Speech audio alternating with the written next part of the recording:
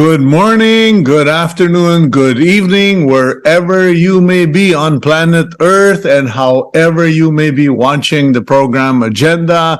I give you my heartfelt thanks and appreciation. I'm your host, Cito Beltran, thanking you for being subscribers of Cignal TV, viewers on Facebook and on YouTube, and of course, those of you who continue to follow us wherever, whenever. Today, we have a very special offering in the program. If you have a family corporation, if you belong to a family of entrepreneurs, businessmen, if you are multi-generational, we are going to be talking to someone on the other side of the planet. Okay, we are going international. I am disturbing this gentleman's sleep today so that he can give us a lecture, which is what we always try to do here on Agenda. Give people a better understanding of life, of the things that they can use and they can learn from. But before all of that, allow me to mention the fact that it is March 10, 2023. It's a Friday. So I do hope that while you are wrapping things up at work, at the office, or in business, you are also planning at least one or two special events for yourself to get some rest or special time with your loved ones. Okay, it's a Friday, so do bear that in mind. Let's now go to our daily starter, which is also addressed for business owners, employers, and people who have the upper hand, as they say. It comes from the book of Proverbs, chapter 3, verses 27 to 28. Do not withhold good, okay, from those to whom it is due when it is in your power to act. Do not say to your neighbor, come back tomorrow and I'll give it to you when you already have it. Okay, this is crucial because we tend to put things off, especially when it comes to paying salaries, on in companies that are more personal than corporate. We tend to delay helping people. And that's really not biblical. It's not a good thing, because when people come to you to collect, whether it's a debt or whether it's an obligation, they clearly went to you because they are in need. Don't make them wait. Don't take away their dignity. Don't reduce their dignity by delay. Okay? And I do hope you'll bear that in mind. Let's now go to our front page of the Philippine Star, where I write an opinion column for those of you who are not aware. And today's headlines, as expected, it was already coming from what the news people were saying. Teves tagged as Degamo slay brains. DOJ, okay, DOJ chief 3 to 4 people planned the assassination. Okay, so apparently the suspects or the perpetrators who were arrested in the assassination of Negros Oriental Governor Degamo have appointed a Congressman Teves. Now there's the issue there because they don't know which Congressman Teves we are talking about. Is it the elder brother? Is it the younger brother? Nonetheless, that's the headline. At the top of the front page, we have NEDA board OK's 194 flagship projects worth 9 trillion pesos. And most of this is going to be for physical connectivity, digitalization, etc., etc. And the top photo of the front page, you have photos of individuals taking part in the how do you call this, earthquake, okay, shake, rattle and roll, or duck, hide and run, okay, training for the big one, the earthquake that everyone is concerned with. Okay, now and then below that we have 60 million COVID vaccines expiring this month. Okay, unfortunately, in our desire to get everyone vaccinated, there will always be surplus. And of course, there are people who just simply don't want to be vaccinated. So now, there you go. We have 60 million vials of vaccines, COVID vaccines, about to expire and most likely will be disposed. DICT, or Department of Information and Communications Technology, is eyeing extending SIM card registration deadline. The DICT is looking at the possibility of an extension as the prerogative to extend the SIM registration process for another 120 days, or 4 months, if I'm not mistaken. Yeah, 4 months. Okay. And meantime, that photo in the center of the Philippine Star, Greater Good Legacy, Innovative Transportation for Filipinos in the 19th Century, a full-time partner of Ayala Corporation, received the concession to operate the first streetcar service in Manila. Today, Ayala is helping transform land transportation in the country as it builds the first Philippines EV ecosystem, or full electric vehicle ecosystem. Okay, finally, Cessna wreckage found. After 44 days of searching, joint rescue teams finally found yesterday morning the wreckage of a Cessna 206 airplane that slammed into the Sierra Madre Mountains in Isabela. Okay, so the PDRRMO of Isabela will be releasing information on that. Big photo at the bottom of the front page. Meralco shines bright at 58 Anvil Awards. The country's largest power distributor once again exemplified communication excellence as it emerged as one of the top companies at the Public Relations Society of the Philippines Gabi ng Parangal, or Night of Recognition, at the Marriott Hotel Manila.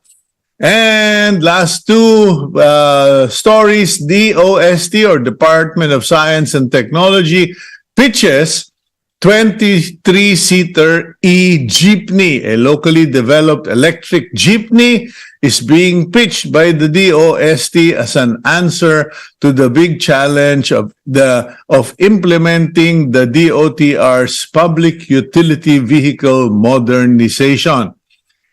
And last bit of news, not so good. Jobless rate rises to 4.8% in January.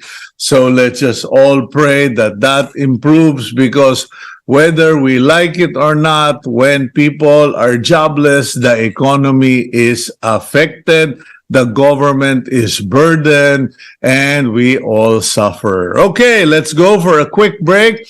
And when we return, we are going to talk to our lecturer this morning, our professor, to tell us just exactly how family enterprises, family corporations, or 99% of the businesses in the Philippines should be operated. We'll be right back here on Agenda.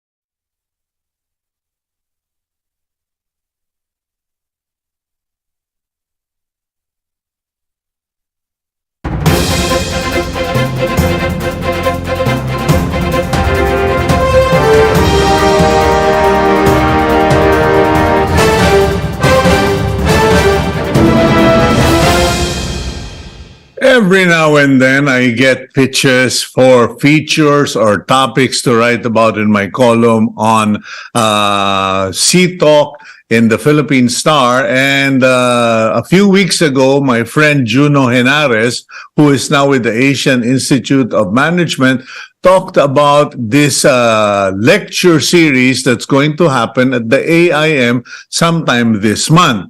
And I found out that the lecture series was about multi-generational family corporations and enterprises. Now, we've all heard about estate planning, about succession planning, but there's very little out there where people tell you just exactly what to do. So today, we managed to wrangle, we tracked him, found him, and now we've trapped him. Let's roll out the Betamax Gabriel to properly introduce our professor this morning. Marlon Young is the Senior Advisor and Associate Partner at Cambridge Family Enterprise, a specialized international advisory firm serving family enterprises. Prior to this, he was the CEO and Regional Head of HSBC Global Private Bank Americas for 11 years. Okay, because of the need for brevity, we tend to cut the introductions, but Mr. Marlon Young, welcome to the program. Good morning, Cito. Pleasure to be here. Okay, but allow me to just add on, ladies and gentlemen, that Marlon Young earned his MBA from the Asian Institute of Management in the Philippines, his Bachelor of Science in Education from the University of Dakota. He is fluent in English, Tagalog, speaks Hokkien Chinese, and has a basic level of fluency in Mandarin. So malinaw, hindi ko siya pwedeng ipagbili. Okay, I can't sell you out to our audience or stab you in the back, Marlon. But you've also been in banking for the Citigroup for 25 years now. With all of that under your belt, you could simply be an international consultant, earn gazillions of dollars, and just kind of chill in the Bahamas or something. And yet, here you are, you choose to continue as an educator, and you're in a relatively new and very different field, family enterprises, etc. Could you tell us what led you to this path, Marlon? Sure. So by way of background, Cito, I grew up in the Philippines, and then sometime when I was in high school, I went to the U.S. as an exchange student. And then I went and decided to study there for my college degree. My passion was really in education. So I really like to teach. I really like the idea of shared learning between the students and the teacher. But, you realize quickly, unfortunately, teachers are not paid well. So my dad, who is a business person, said, you really need to go back and get your MBA. And he said the best place to get your MBA is at AIM, largely because the future of the economies are going to be in Asia. So I listened to my dad, went to the Philippines, joined AIM. And then when I graduated, it was very interesting. I realized I wanted to do something that's different and not continue in his path of being an entrepreneur. So I ended up joining Citibank and became an international banker for them for 20 years. So I've worked both in North America, in Asia, in different corporate industries, but all of those experience has always been working with family businesses and business families, right? My last stint was spending 11 years as the CEO of HSBC in the US, heading the private bank for North America and Latin America. And when I retired in 2017, I wanted to do something different, right? Not the same old being a corporate professional. And just like many of our founders in corporate businesses, you really need to find something that you're passionate about. Because at our age, we still have a lot of energy. We want to do something different. And my passion was, is there an opportunity to educate? And Professor John Davis, who is the founder of Cambridge Family Enterprise Group, the firm that I'm working with, was an old friend and someone I've used to help us work with business families in the area of family dynamics and multi-generational family business success. And he said, Marlon, you would be good at this. You're an natural educator, and you're very compassionate, and you're very interested in making sure family businesses are successful. Mm-hmm. So 5 years ago, I joined them, and here we are. I'm a senior advisor and a consultant with Cambridge Family Enterprise Group. So what I do now is I work with families globally, and helping them resolve family dynamic issues and helping them sustain their family enterprise through succession planning, governance structure, next generation talent development, and transition. Okay, can you run that by me again? Family succession, did you say government structure? Governance structure. Governance structure. Okay. Yeah. So clearly, word governance structure meaning, okay, who's going to be the leader? Who's going to be on top? And how are we going to distribute how are we going to be organizationally, even if we are a family? Right. Because there is what we've seen in working with a lot of families is the founder or the older generation typically has this assumption that what has worked for them, the success formula, should be transferred to the next generation because that's the formula that worked. But the answer there is no, no, no. What has worked in that generation may significantly derail you in the next generation because the set of rules, the set of dynamics in terms of the size of the business, the number of family members that will be involved, how you make decisions are all going to be completely different. And unless there is clarity with that, who's going to make the decisions? How are families going to be allowed to engage and employ in the business? What's the direction of the business going forward? Who's making those decisions, right? It's clear there's going to be conflict and confusion.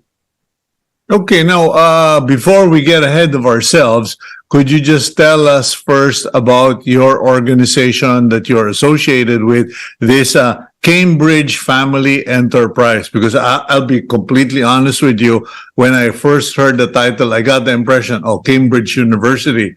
No. Okay, wait a minute. I'll just interview the guy. Okay, so Marlon, could you kindly explain, what is Cambridge Family Enterprise all about? Cito, thank you. So Cambridge Family Enterprise Group was founded by Professor John Davis. Professor John Davis is the leading authority in family enterprise matters. He has done this subject matter for the last 40 years, spending 20 years at the Harvard Business School. In the last more recent years at MIT Sloan School of Business Management. We do a lot of research, a lot of studies, and a lot of advisory work in the subject area of family enterprise and family succession. Right? We are 33 years old in terms of our firm, and we're the oldest and most experienced of any group in this field. There are about 30 or so advisors like myself spread globally, and we have advised over 800 families in 80 countries. Okay. Now, how do you go about selecting clients? Because one of my brother-in-law, who is based in the Netherlands, he's a Dutch guy, and he tells me that organizations such as yours and consultancies such as theirs, there are caps, limits, and sizes. And he said, if you guys don't make $1 million a year, we're not even interested, because it's just not going to be worth sending consultants across the ocean and then have to deal with money matters and collections. It's got to be worth the investment. Now, for Cambridge Family Enterprises, what gets you on board? I mean, there are a lot of billionaires in the Philippines, but I presume that you're also choosy. Well, it's both ways, right?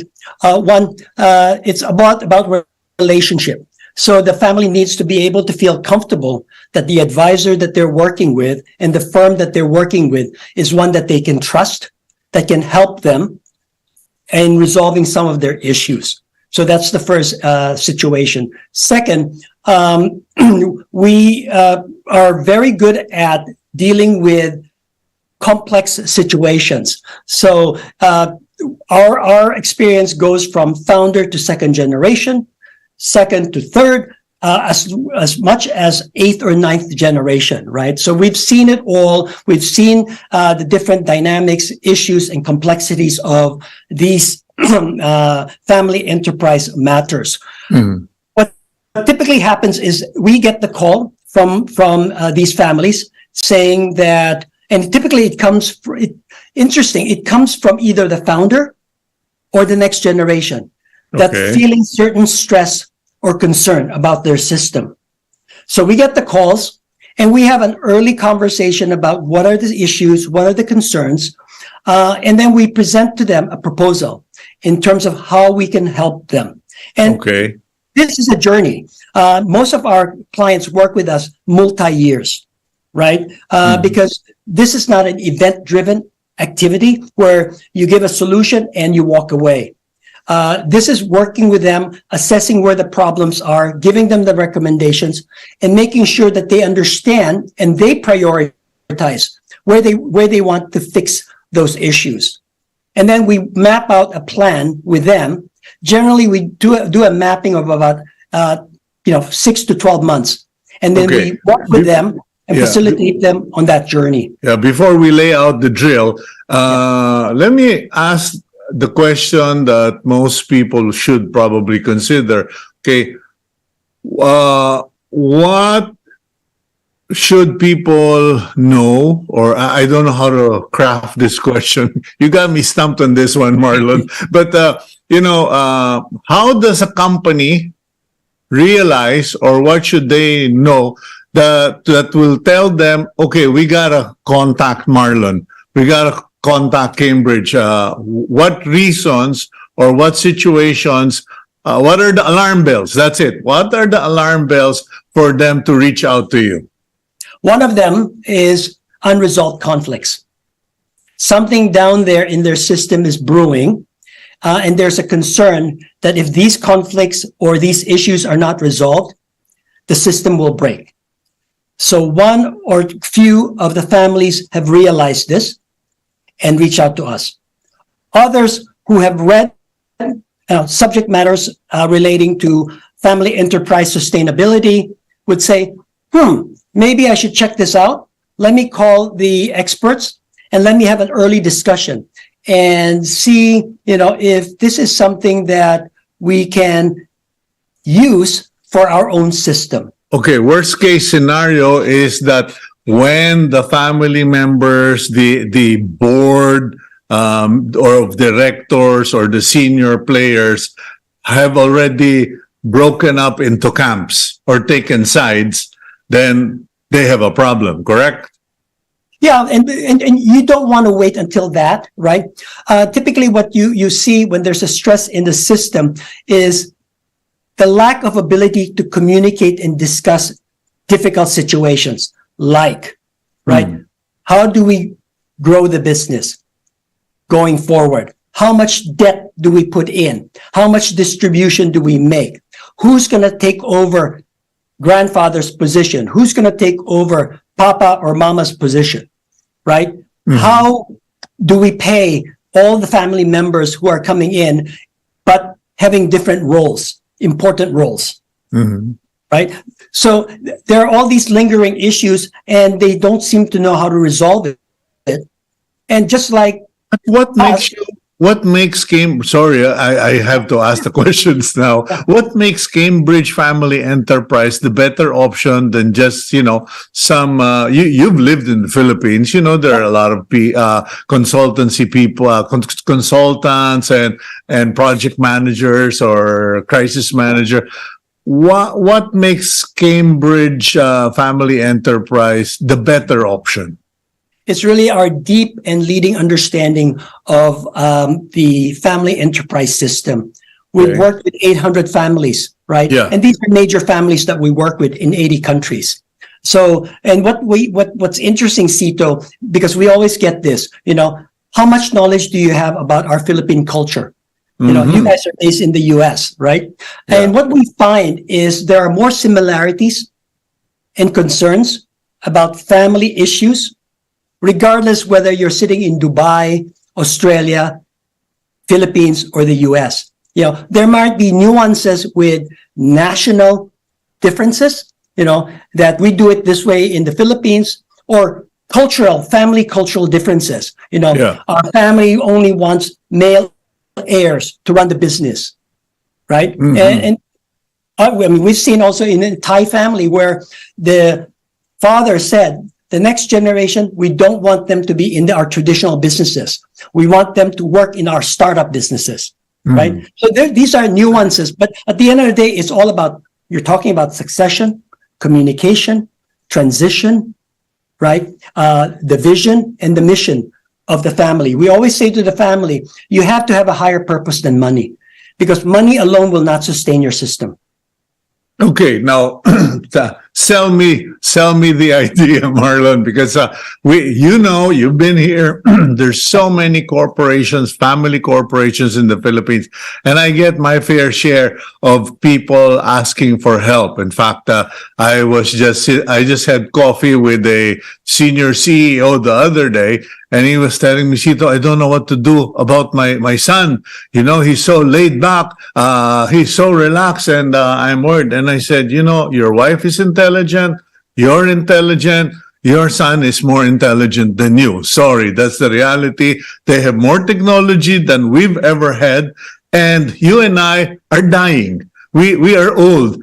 They are just beginning to live. So there is no match there. Now, in your experience, sorry to just, I just needed to do the intro. In your experience, what's the scenario globally, and what would be the repercussions if people don't level up? Because you're right. We need to organize families to function more professionally, more corporately, without losing the culture and the relationships.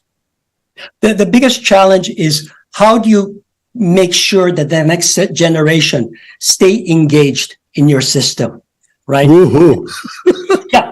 And what we often find, if you look at the pyramid of the first generation, second, and third, right, it goes from husband and wife to 4 or 5 kids to 20 cousins, right? And then later on, 50 more cousins. Yeah. And what we've also seen is first generation, husband and wife, they're the successful founders, 100% participation. Typically, the second generation, you get about 70 to 100% of the siblings participating in the business. What naturally happens if you don't engage the next generation is less than half of them get involved in your system. Well, that happened 50 years ago in the Philippines. All the hacienderos, the landlords, sent their kids to the States and or to Europe. And when they came back, they said, hey, don't want to have anything to do with the land or in farming. We're going to go to industry. And, many landlords died sad old men because there was no transition, there was no continuity in their vision. Yeah, and it's very important, Cito. The older generation has this mindset of sustaining their traditional businesses, right? And that's a flaw, right? Because the businesses that work today, let's say in the 60s or 70s, given new technology and disruption, are not going to be the technology in the future. You just mentioned the jeepneys alone, right? The 12-seater gas jeepney. If somebody keeps manufacturing that, in the next 20 years, they're going to be out of business if the future is 23 electric jeepneys as the new model, right? Correct. So what we try to educate the family is, you not only need family members that have an operator mindset, meaning they're very good at looking at your traditional businesses, driving efficiency in your operation, but you need a few family members that have an owner mindset that is more strategic, that can look at the 30,000 feet level, look at the future, and say, how should our business and how should our enterprise change? If you look at the Ayalas, the Aboitis, and the Cs, right? Okay. All of their traditional businesses, when the founder started, is not what's making the value creation today, right? The C started with rubber slippers. Today, they're in banking, in mining, in education, in retail, in malls. The Aboitis started in shipping, Power. but now it's a huge conglomerate, right? It's really to educate the family that agility is good. Build agility in your system, allow diversity of perspective, and allow experimentation, right? So we always encourage the older generation to provide seed money to the younger generation. Obviously, monitor it, manage it, to let them venture out and look and explore at different opportunities. Okay, now, the thing that I've heard a lot of is, people your age and a little younger, they're open. They have a worldview, but their parents definitely, no way. This is mine. I built it. You wait until I am dust in a cold grave before anything changes. How do you go about presenting situations? So let's just say somebody walked up to you and said, sir, we'd like to take you on board, get you on board, but how do we go about even getting our parents or the older board to just listen to what could be instead of what is? Yeah, and that's what we are very good at doing. We create a forum, a safe space to allow both the senior generation and the younger generation to have that conversation, right? And so we facilitate that conversation, and it's all about talking about why the future could be different, right? Because it's very interesting, Cito. After a number of these conversations, you find out that really the vision of the senior generation and the vision of the younger generation, they're not different, but they're not having the ability or the forum or the opportunity to have the conversation. Okay. Yeah. They're similar in what terms? Because they both think profit and growth, They think about profit and growth. They think about family longevity, family unity, and family harmony, right? Okay. But it's always, the difference between family harmony, there's a difference between family harmony and family unity.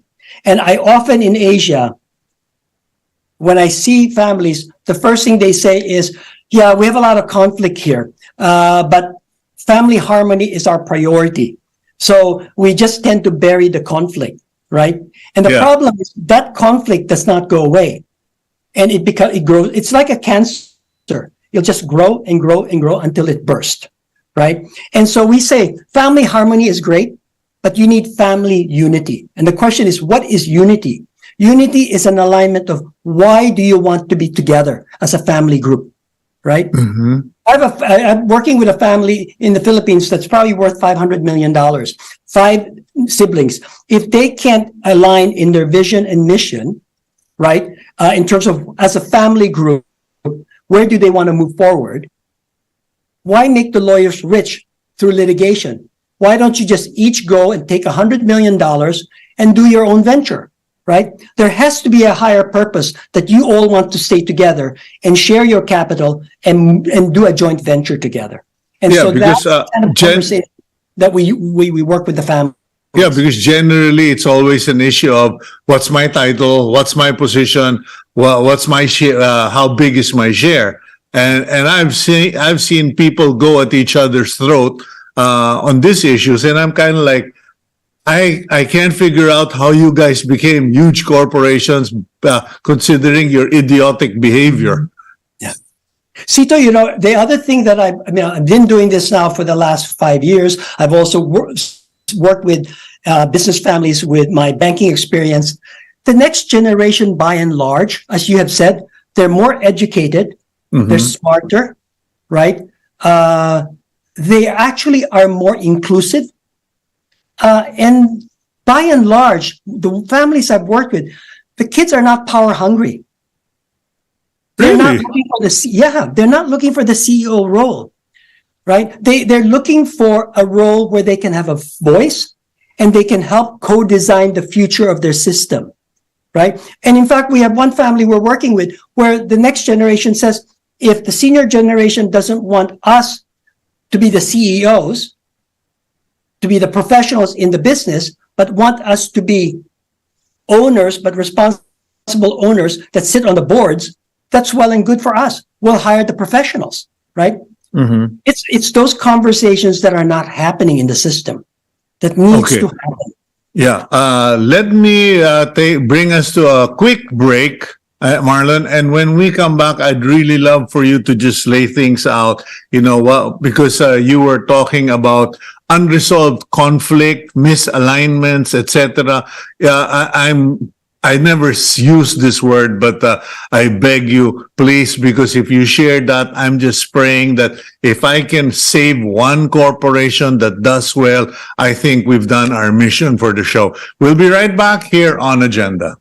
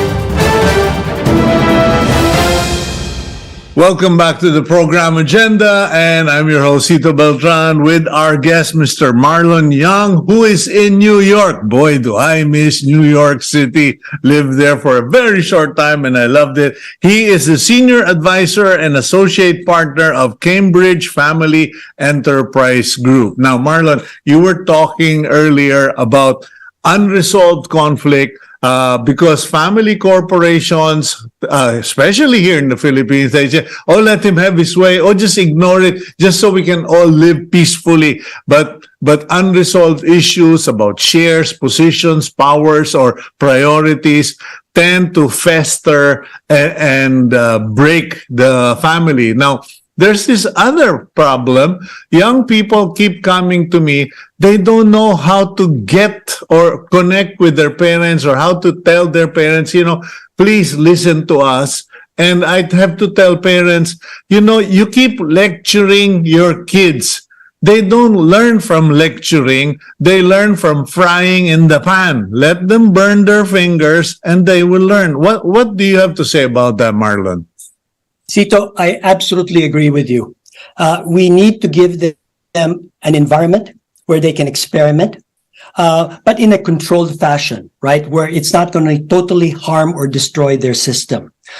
This is why a lot of families, we encourage them to create a venture fund, small enough, but with parameters on where they're going to invest, which industries, how much, right? And who are going to be members of the investment committee that's going to track and monitor these, right? So they are accountable for the family's money and for what they said they are going to do with that money and how they're achieving the projected business plan or projections. Experimentation is good. It should be encouraged. We all make mistakes. And actually mistakes make them a much better professional and entrepreneur. Okay. How big an adventure fund? How big is big? Because, we are talking about corporations and people might say, well, that's so insulting. That's all I'm worth. This is, or how closely do you monitor? Because you're right, Marlon.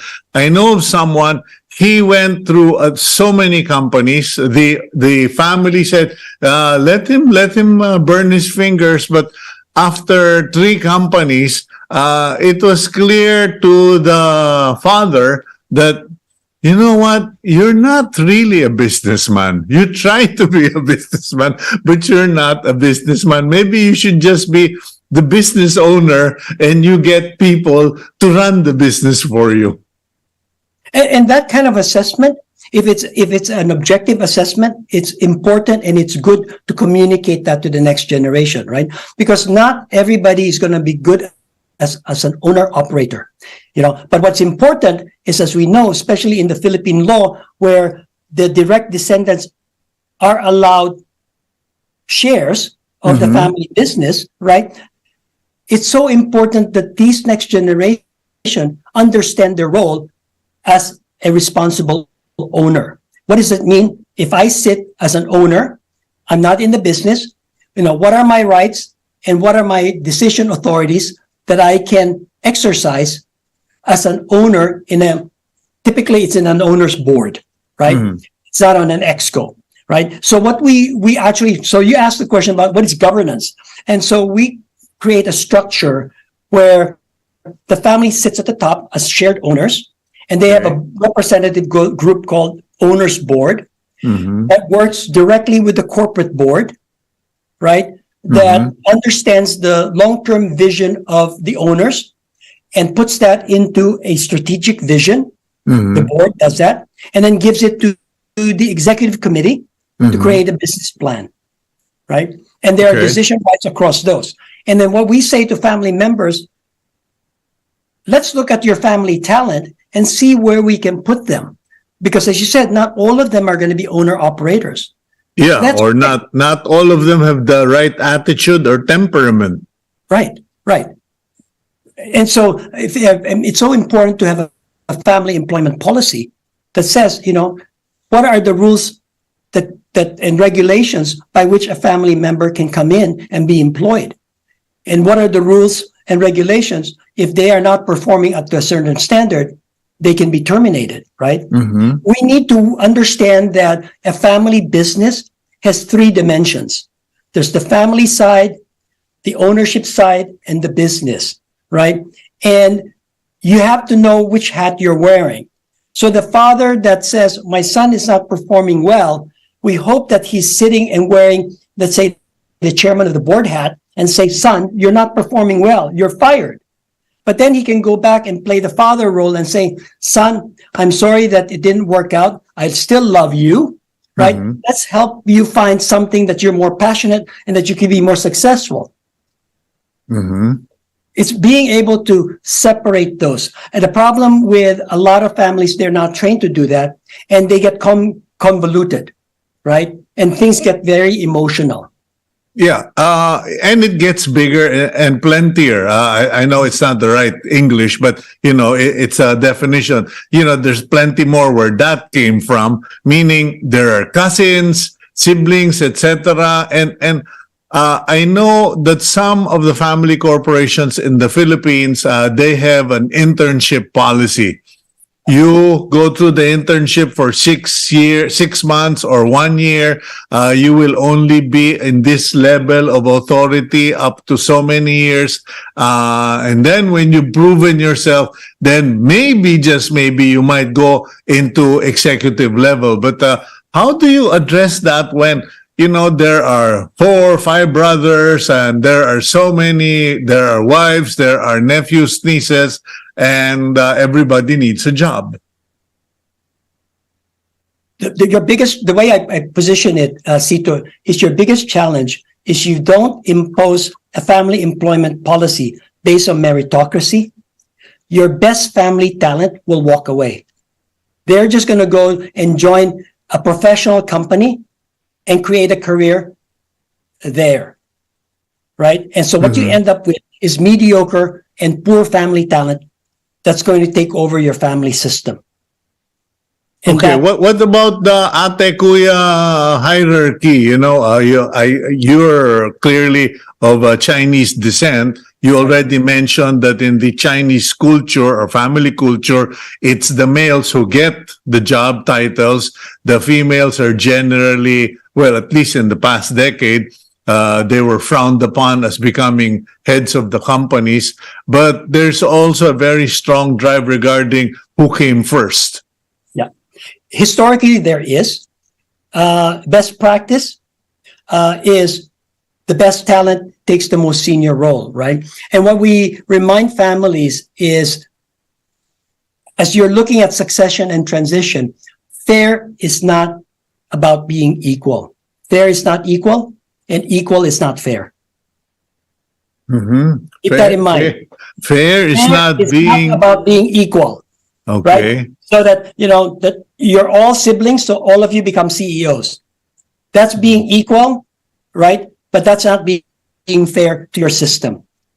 The fair Okay. is there are 5 positions, but only 3 are capable of doing that. So you Yeah. put the 3 there. The other 2 you hire professionals. Yeah. Now, what about, you mentioned about the governance structure. You have the family board, you have the executive Owners board. Yeah. Yeah. Now, I've seen that being set up, but I've also noticed that interference still happens. It's like, hey, wait a minute. Why are you doing that? Why are you? It's like, oh boy, here we go again. Yeah.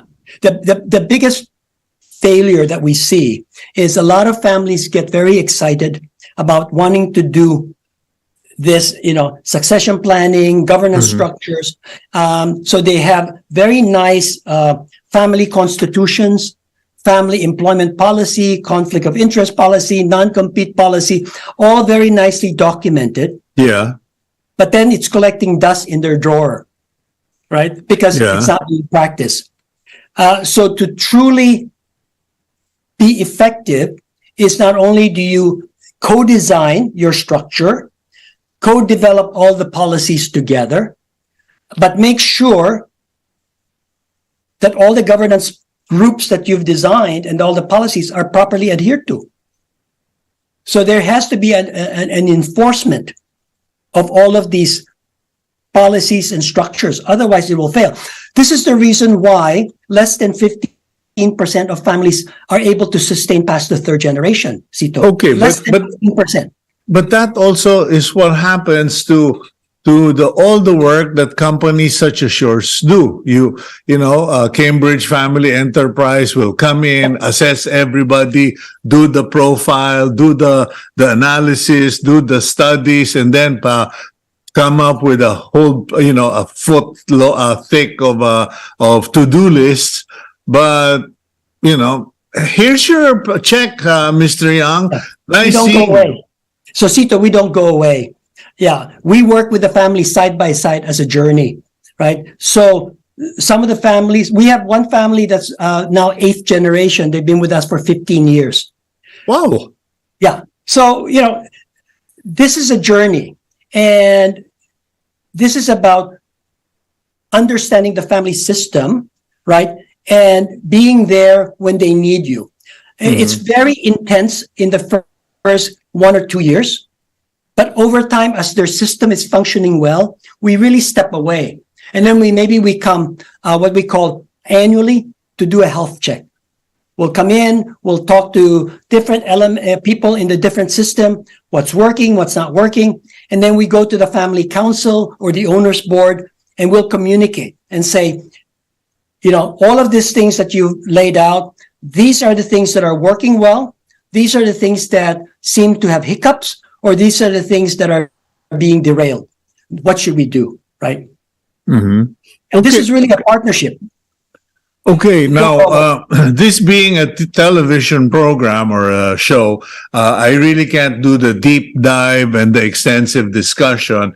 But, okay, so you guys stay around. but how affordable and what's the single point that would convince a family to buy in? Because, it's like, what's in it for me? What's it going to cost me? Yeah. Well, one, the families we work with or the enterprise is quite significant. We work with major families, right? And relative to the fees we charge, it's nothing to sustain the system.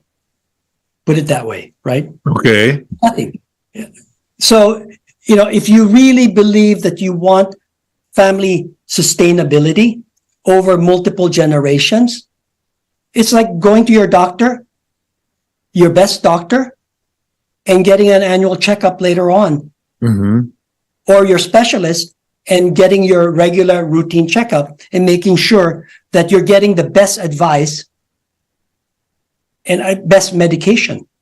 Mm-hmm. Well, unfortunately, globally speaking, many CEOs do not see consultancies and analytics and organizations such as yours as doctors who can make their companies healthier. It's like it's all on them, and at the end of the day, they all die. End up paying with their lives carrying the burden. But anyway, before we lose sight, the reason why you're on the program was because you're going to be in the Philippines, I heard, or someone from your company is going to be in the Philippines. So could you please talk about that so that those who might be interested watching this, even in the replays, might be able to join you? Thank you for allowing me to make a plug. So yes, Professor John Davis, our founder and chairman of Cambridge, myself and another one of my partner, Maria Sinanes, we're going to be in Manila, May 15 and 16. We are doing a joint program with AIM. It's going to be called the Multi-Generational Family Business Program. What's great about this is we're bringing in about 10 to 15 major families together, and it's an opportunity for them to come together to learn about the different topics that concern them. And it's unique in the sense that they come with at least 4 or more family members, right? Multi-generation. Mm-hmm. So they can have shared experience, shared level of discussion, right? And we in fact have one family that signed up that's bringing 10 family members to the program. And they'll have an opportunity to discuss things that are impacting their system, exchange best practices with other families who may have encountered similar situations. Obviously, this will be facilitated by Cambridge. The other thing that's unique about this program, Cito, is we allow a third day for private meetings with those individual family groups. So we'll meet with the family group. We'll discuss about what they learned the last 2 days.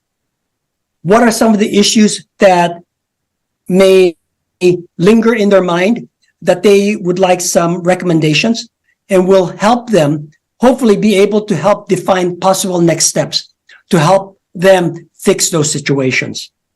Okay, and when and where is all of this going to be happening? Because from the looks of it, it's going to be an exclusive event, I presume.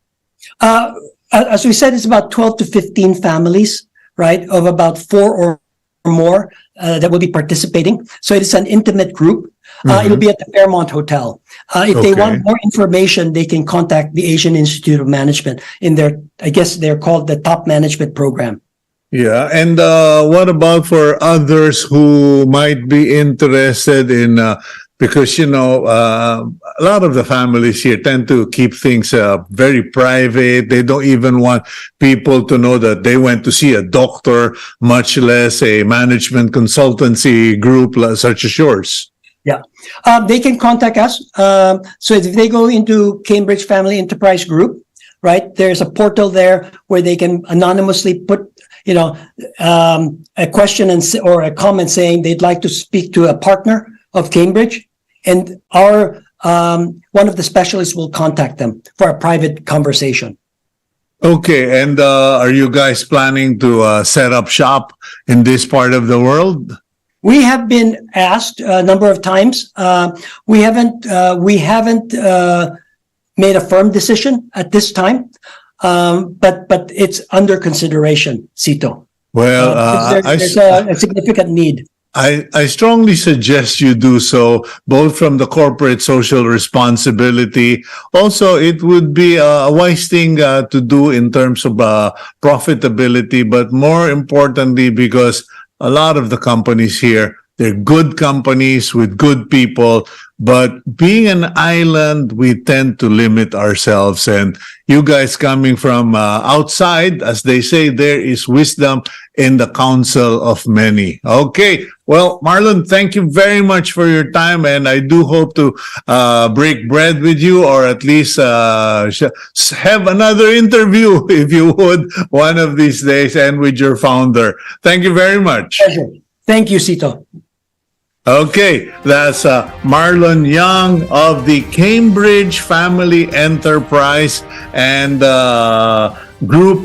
Cambridge Family Enterprise Group, and I strongly recommend that you look them up, check them out, and consider those options if you have a family corporation, or just open your mind to such possibilities, because in this world, we can't be know-it-alls. And we need help. Okay, let's go to our blessing for the week as we end today, this week, with Ephesians chapter 3, verses 20 to 21.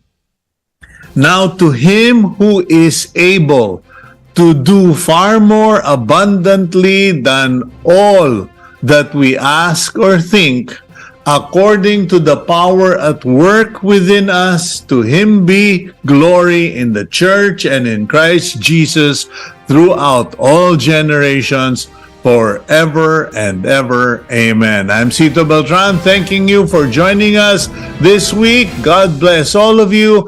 Please keep it here on One News.